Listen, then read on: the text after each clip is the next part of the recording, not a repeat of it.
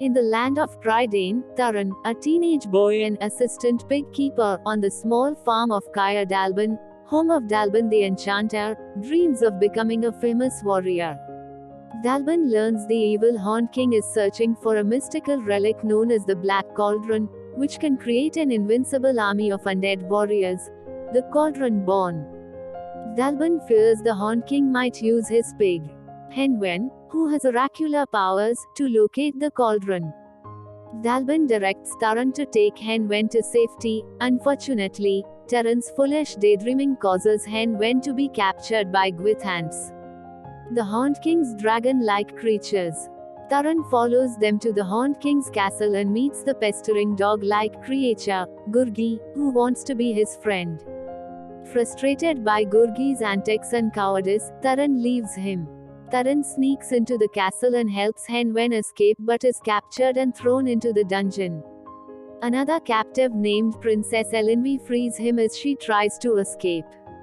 In the catacombs underneath the castle, Taran and Elenvi discover the ancient burial chamber of a king. Taran arms himself with the king's sword, which contains Maggie C that allows him to effectively fight the Horned King's minions, thus fulfilling his dream. Along with a third prisoner, the comical middle-aged bard Faluddur Flam, they escape from the castle and are found by Gurgi. Upon learning that Taran has escaped, the Horned King orders his goblin and chief henchman, Creeper, to send the Gwithants to follow and capture Taran along with his friends.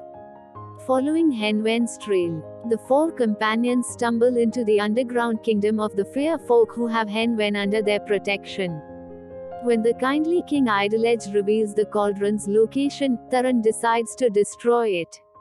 Elenvi, Gurgi and Faluddur agree to join him, and Idelage's obnoxious right-hand man Dolly is assigned to lead them to the marshes of Morva while the fair folk escort Henwen back to Caer Dalban.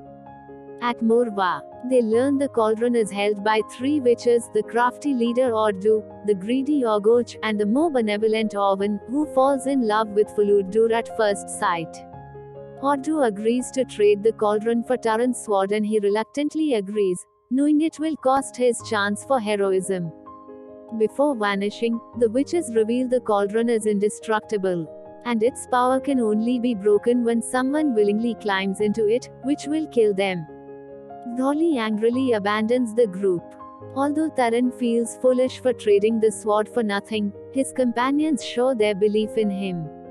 And Elenvi and Taran almost kiss as Faluddur and Gurgi happily watch, until Gurgi spoils the moment after giving Faluddur a kiss on the cheek. Suddenly they are refound by the Horned King's minions who had followed them. Gurgi runs away before they take the cauldron and the three companions back to the castle. The Horned King uses the cauldron to raise the dead, and his cauldron-born army begins to pour out into the world while holding the trio prisoners in view of the cauldron. Gurgi, deciding not to abandon his friends this time, sneaks into the castle and rescues them. Taran decides to jump into the cauldron to save everyone, but Gurgi stops him and jumps in instead, killing the cauldron-born as well as himself. When the Horned King spots Taran, he blames him, saying Taran has interfered for the last time, and throws the youth toward the cauldron. But the cauldron is out of control and consumes the Horned King in a tunnel of fire, killing him and destroying the castle, using up all its powers forever. As the companions escape, the three witches come to recover the now inert Black Cauldron. However, Taran has finally realized Gurgi's true friendship while hailing him as a hero, and asks them to revive his friend in exchange for the cauldron, choosing to give up his magical sword permanently.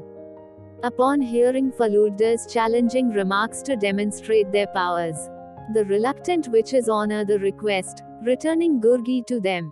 At first, Gurgi appears to be dead but is resurrected, much to everyone's joy. After they reunite, he pushes Taran and Elenvi into a kiss. The four friends then journey back home to Caer Dalban, where Dalban and Dolly watch them in a vision created by Henwen, and Dalban finally praises Taran for his heroism.